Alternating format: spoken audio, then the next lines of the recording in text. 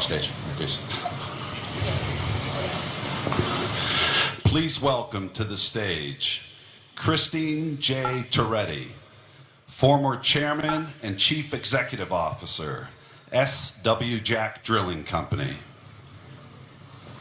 America to understand exactly what you're about here. And you do want what's best for the country.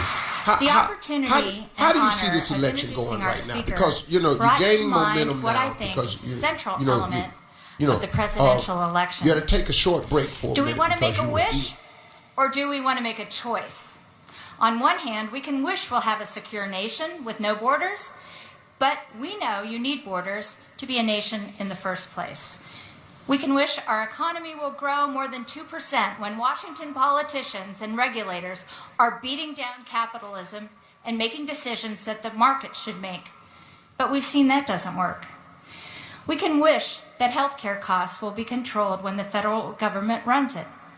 But again, we've seen that doesn't work. Do you still have the physician or the insurance plan you liked and were promised that you could keep? We can wish that America continue to be the greatest nation on earth, even if our leaders are dividing us by income, by race, by gender. And if you ask me, a divided America is something none of us ever asked for. We can wish that more than 2/3 of Americans polled didn't say our nation was on the wrong track, but we all know deep down that we need to get back on a better track, the right track. How about wishes and choices in energy? We can wish that the wind and sun immediately can be reliable sources of power generation. But ask someone who knows, and they'll tell you it's just that, a wish. We can wish that politicians and others can be so smart and informed that they can pick and choose our sources of energy and remove all environmental risks from energy development and delivery. Now that's a wish for those who grasp a practical reality, and it doesn't exist. We can wish for an economic and geopolitical opportunity that can replace domestic oil and gas production, consumption, and exports, but it's hard to imagine what in the world that might be. I think in our heart of hearts, Americans are choice makers. We want to assert ourselves and use the best information, coupled with common sense, to make decisions that we believe will make things better. Let's talk about choices in energy. It's a choice to look at a nation with millions of miles of underground pipelines of all kinds that for decades have served our energy needs, our communities and businesses and families, and see a president and government shut down a $4.5 billion project in North Dakota, and Keystone before that. Now that's when we say to ourselves, there's got to be a better way.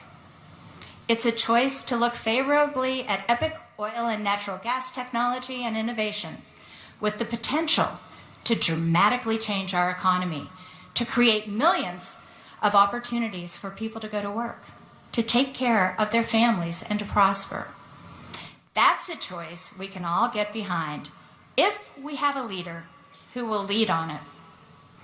It's a choice to question people who blindly fight against clean-burning natural gas when it is delivering so many environmental and economic benefits to so many people, especially low-income households.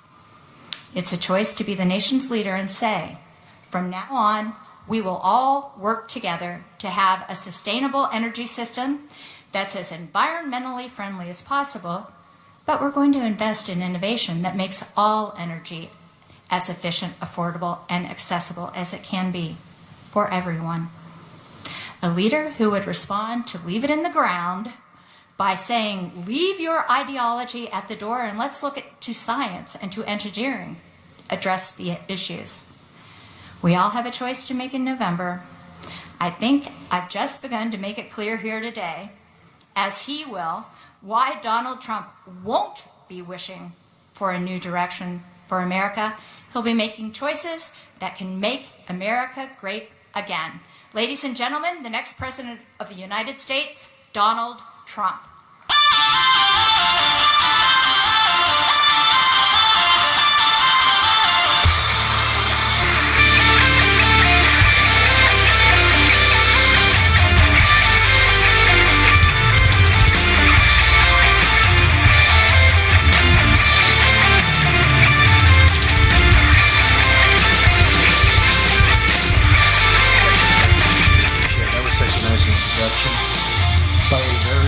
unexpected woman, I have to say. It's great to be with so many of my friends. Oh, you will like me so much. You will get that business. You know, all my life, that business has never had problems. But in the last 7 or 8 years, it's been tough. With the EPA, with all of the different difficulties you're going through, you are going to like Donald Trump, and all of the workers that get put to work, they're going to love Donald Trump. So that's good. And I just heard from Rocky Blyer. He endorsed me. I said, can I say that? I said, yeah, I love tough people. And he's a tough cookie, and he just endorsed us. We have great relationships, and, you know, it's really been something. We've had some great poll numbers come out just today.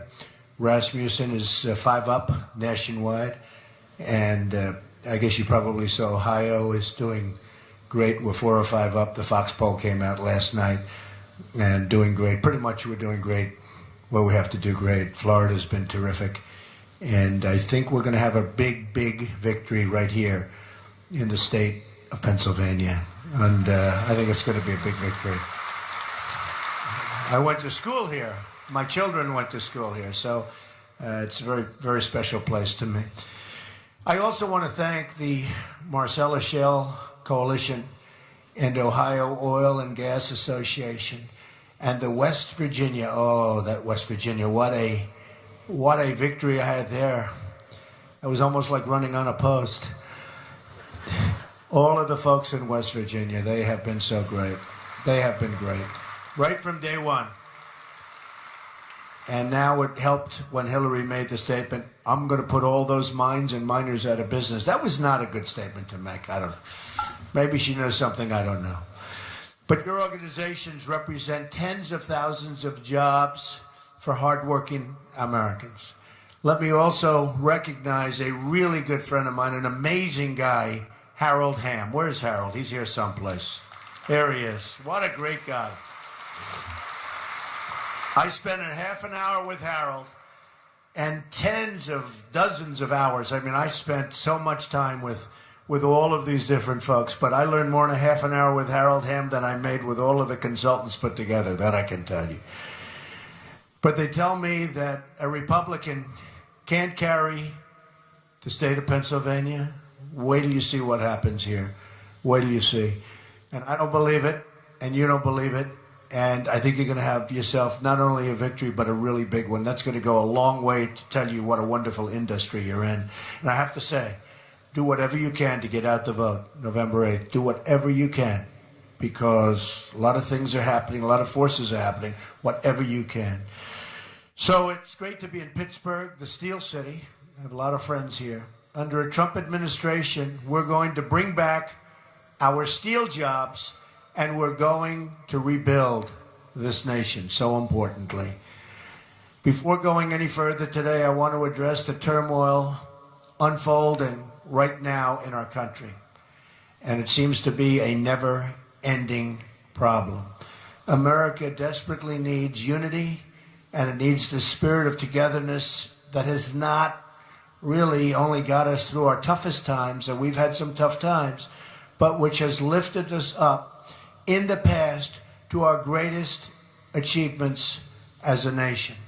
Every day I see people of different backgrounds working together for a common good, and we need to bring that spirit to every part of our country and become one American nation, united by shared values and principles as American citizens. We have to do it.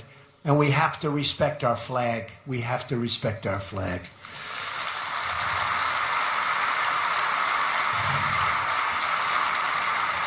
We all have to walk a mile in someone else's shoes, see things through their eyes, and then get to work fixing our very wounded country. I mean, we have some real problems, and we do have a wounded country. Many Americans are watching the unrest in Charlotte unfolding right before their eyes on the TV screens. Others are witnessing the chaos and the violence firsthand. Our country looks bad to the world, especially when we are supposed to be the world's leader. How can we lead when we can't even control our own cities? We honor and recognize the right of all Americans to peacefully assemble, protest, and demonstrate. But there is no right to engage in violent disruption or to threaten the public safety and peace of others. Every single American in our country is entitled to live in a safe community. The violence against our citizens and our law enforcement must be brought to a very rapid end. The people who will suffer the most as a result of these riots are law-abiding African-American residents who live in these communities where the crime is so rampant. It's their jobs, housing markets, schools, economic conditions that will suffer. And the first duty of government is to protect their well-being and safety. We have to do that. There is no compassion in tolerating lawless conduct. Crime and violence is an attack on the poor and will never be accepted in a Trump administration. Never, ever. Our job, thank you. Our job is not to make life more comfortable for the violent disruptor, but to make life more comfortable for the African-American parent trying to raise their kids in peace, to walk their children to school, and to get their children great educations. We have to cherish and protect those people. For every one violent protester, there are thousands of moms and dads and kids in that same community who just want to be able to really to sleep safely at night, to be able to walk on the streets, to be able to go to the grocery store. More law enforcement, more community engagement, more effective policing is what our country needs, and we need it quickly. Last year, we saw a 17% rise in violent crime in our 50 largest cities. Homicides are up nearly 50% in Washington, D.C., and more than 60% in Baltimore. More than 3,000 people have been shot in Chicago so far this year from January 1st. Can you believe that? Nationwide, approximately 60% of murder victims under the age of 22 are African American. This is a national crisis, and it's the job of the next president of the United States to work with our governors and mayors to address this crisis and save African American lives. Look at the example that we had in New York of Mayor Rudy Giuliani, who's been a tremendous person for me, a friend of mine for a long time, and a big endorser, big endorser. The policies he put into place ultimately brought down crime by 76% and murder in New York by 84%. Think of how many families these policies saved from the worst heartache imaginable. We need a national anti-crime agenda to make our cities safe again. We have to make our cities safe again. We will appoint the best prosecutors, investigators, and federal law enforcement officers in the country to dismantle the international cartels, gangs, and criminal syndicates. And I will stop the drugs from flowing into our country and poisoning our youth and many other people.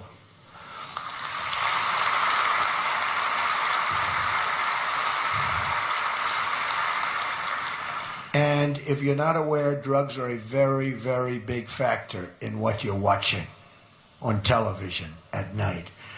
My administration will work with local communities and local officials to make the reduction of crime a top priority. Safety is the foundation of the ladder to American success. A great education and a really good paying job. We've lost so many of our good jobs to other countries. We're going to be bringing them back right here to Pittsburgh, to Pennsylvania. We're going to be bringing them back to Ohio. We're going to be bringing them back all over the country. They're coming back. They're coming back. These trade deals and the people, I think we'll have to have Harold Hamm negotiate a couple of trade deals for us, folks. To have the best schools and the best jobs, you must have safe communities. That means we must recognize the contributions of our police, who come from all backgrounds and all walks of life, and who often thanklessly risk their own lives to protect innocent people, many of whom they've never met.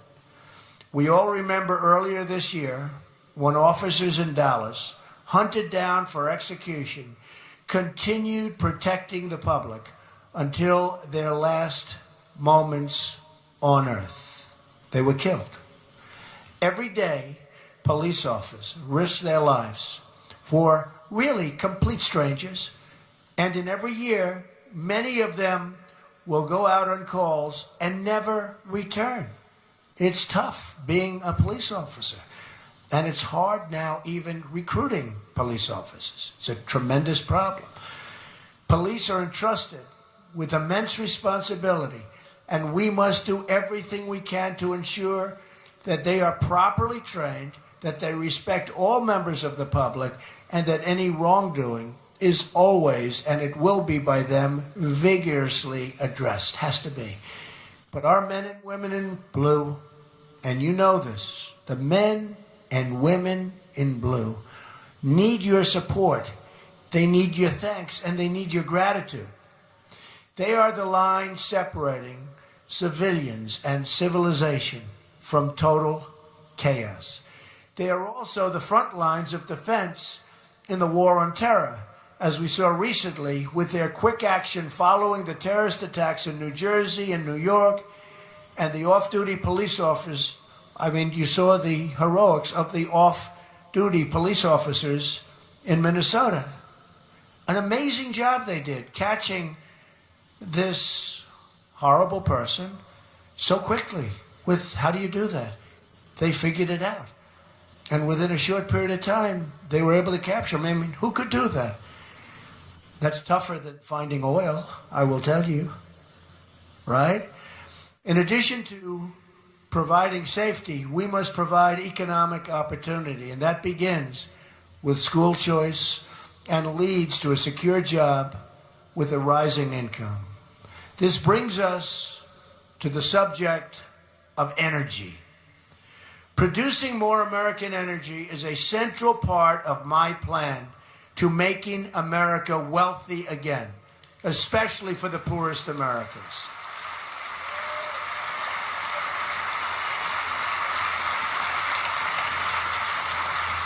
I knew I'd have to make that statement in order to get you guys a little bit enlivened. Well, you'll like the rest of what I'm going to say even more. America is sitting on a treasure trove of untapped energy. Some $50 trillion in shale energy, oil reserves, and natural gas on federal lands, in addition to hundreds of years of coal energy reserves. It's all upside for this country. More jobs, more revenues, more wealth, higher wages, and lower energy prices. I'm going to lift the restrictions on American energy and allow this wealth to pour into our communities, including right here in the state of Pennsylvania that we love.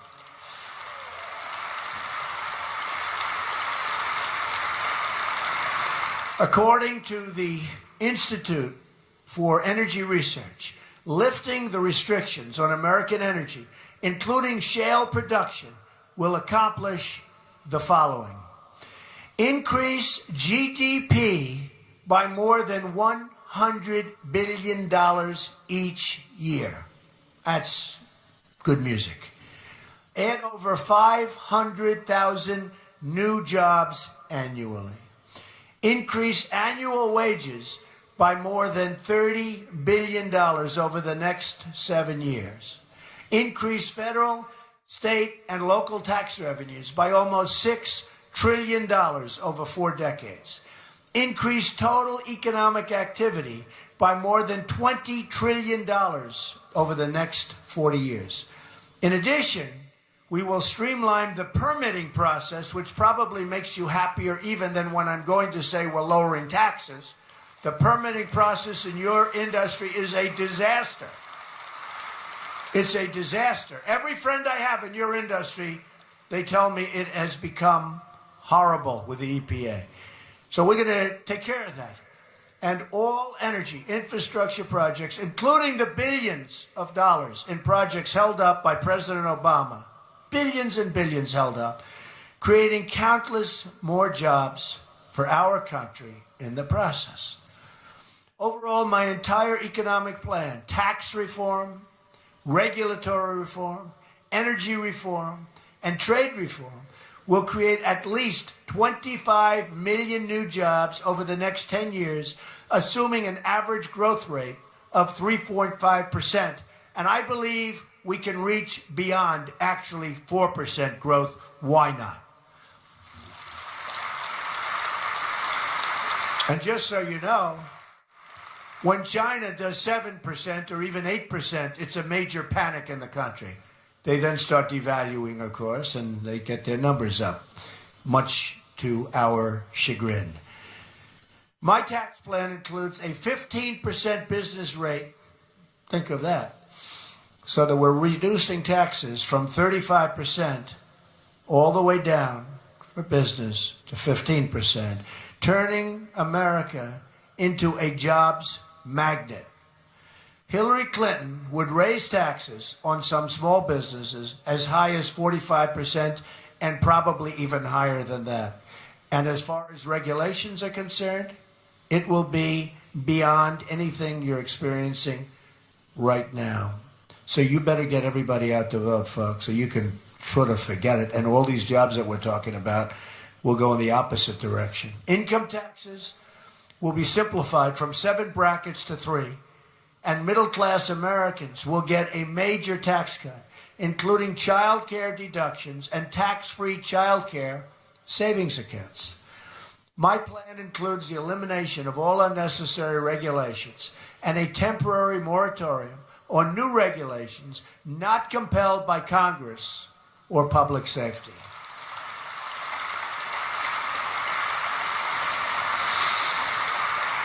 Overregulation is costing our economy $2 trillion a year.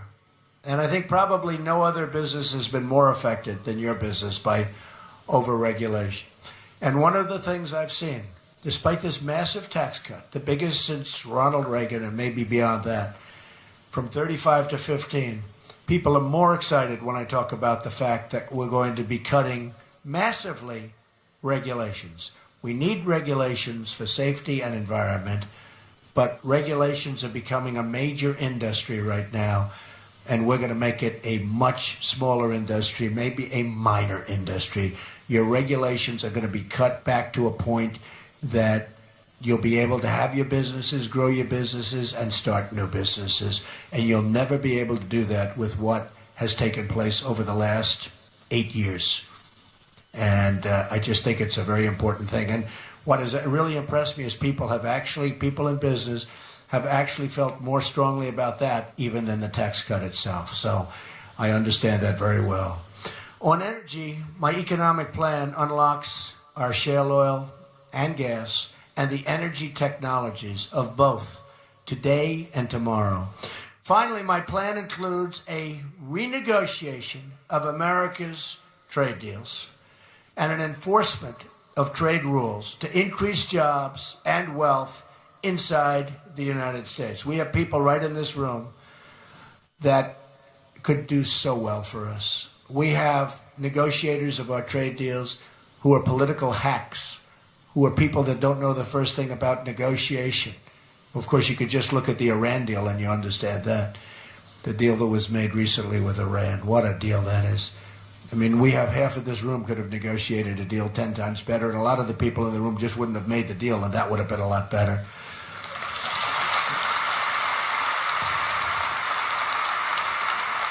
But they did something that you folks, even Harold Hamm, never saw before. We thought it was $400 million in cash. Cash. Not like a check. $400 million in cash.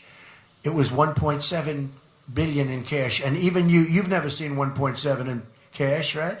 We're talking about cash, Harold. Man. They had to take airplane, like this airplane. I don't even see how an airplane, even a big one, is big enough for that. I would like to see that someday, $1.7 billion in cash, but it had nothing to do with the hostages, right?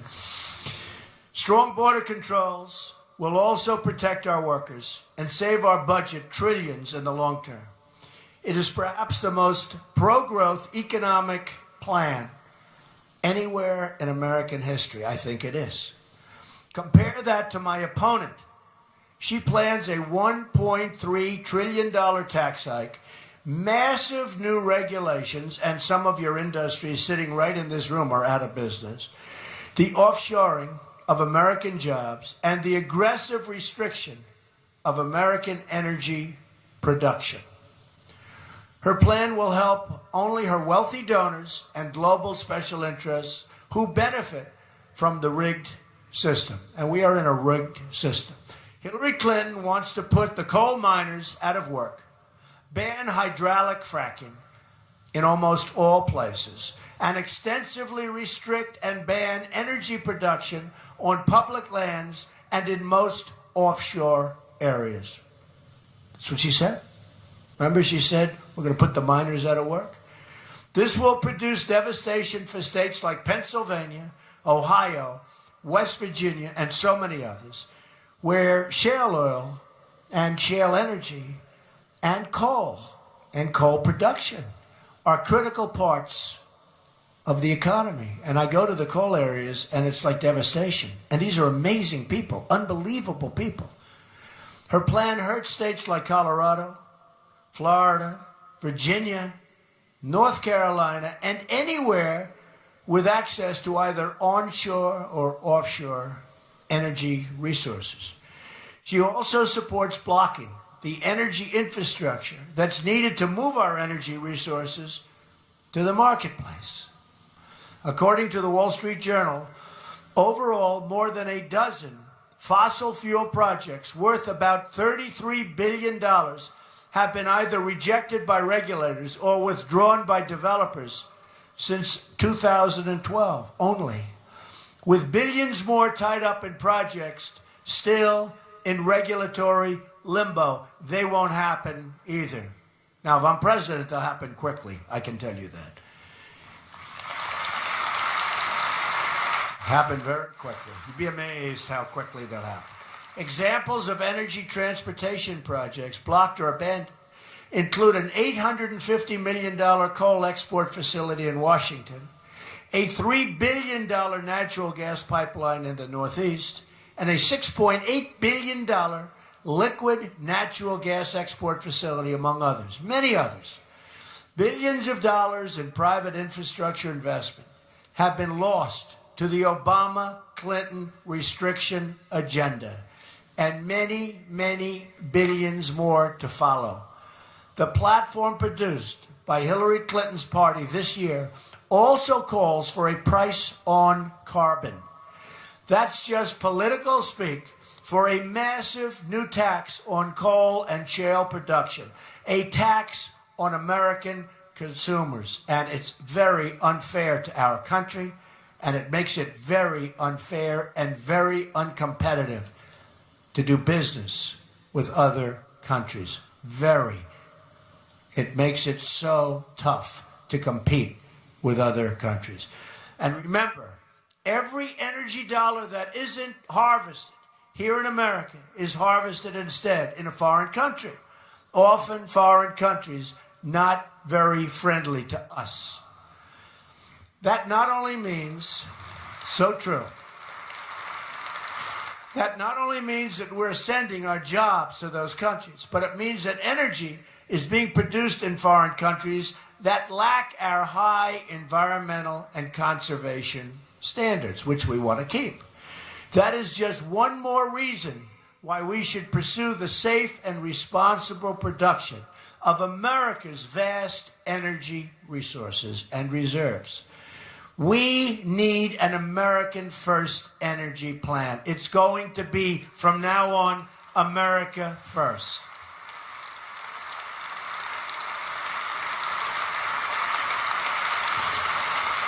This means opening federal lands for oil and gas production, opening offshore areas and revoking policies that are imposing unnecessary restrictions on innovative new exploration technologies.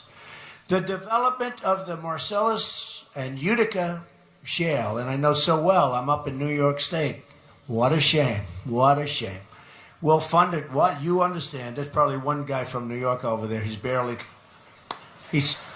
trying to get at that stuff for about 20 years, and now his clap, he's barely making. Who's the poor guy that just clapped?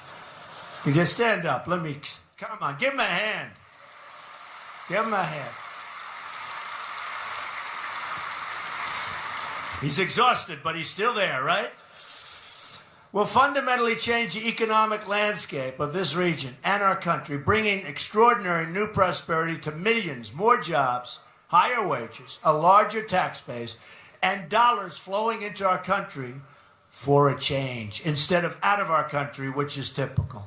Hillary Clinton's war on energy will cost our economy $5 trillion at least. She's not only declared war on the miners, but on all oil and natural gas production. It's war, which supports 10 million jobs in the United States. And you people know it's war. It's going to be worse under her than it's been under President Obama. Access to low-cost liquid natural gas also supports the American chemical industry, which supports 40,000 jobs in the state of Pennsylvania. We have just begun as a nation to recognize our economic advantage that is made possible by shale energy. The shale energy revolution will unleash massive wealth for American workers and their families. At the same time, this energy revolution will produce new demand for American steel. And that means the steel workers will benefit. And the steel workers today are having a very, very hard time. That business is going down on a yearly basis. We are going to benefit the steel workers and the steel business. But federal restrictions remain a major impediment to both shale production specifically and energy production in general. Currently, less than 10% of the federally managed surface and mineral estates are leased for oil and gas development. Almost 90% of our nation's offshore acreage is off limits to energy production. In many cases, there's absolutely no reason for that. Our energy policy will make full use of our domestic energy sources, including traditional and renewable energy sources. We want everything. That means we will end the war on coal and the war on our miners. I will rescind the coal mining lease moratorium, which is a horrible moratorium and so unfair, the excessive Interior Department stream rule, and conduct a top-down review of all anti-coal regulations issued by the Obama administration.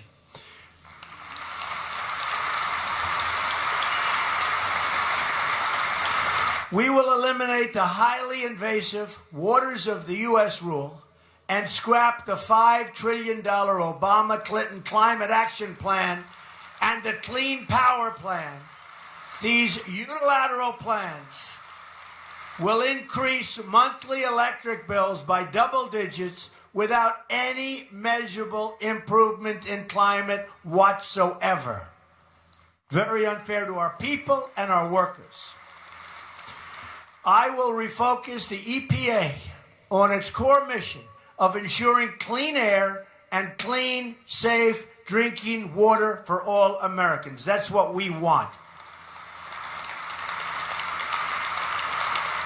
I believe firmly in conserving our wonderful natural resources and beautiful natural habitats.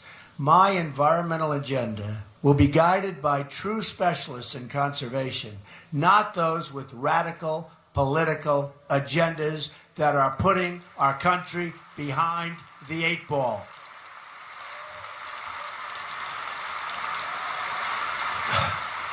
It will be a future of conservation, of prosperity, and of great success for the people in this room and for all of those people that you employ, the tens of thousands of great people that you employ.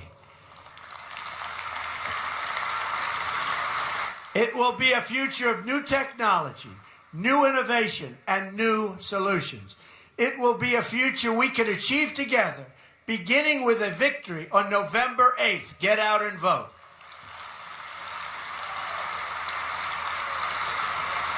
We will make America wealthy again. We will make America safe again. And we will make America great again. Thank you very much. Thank you. God bless you. Thank you. Thank you, everybody. Thank you. Thank you.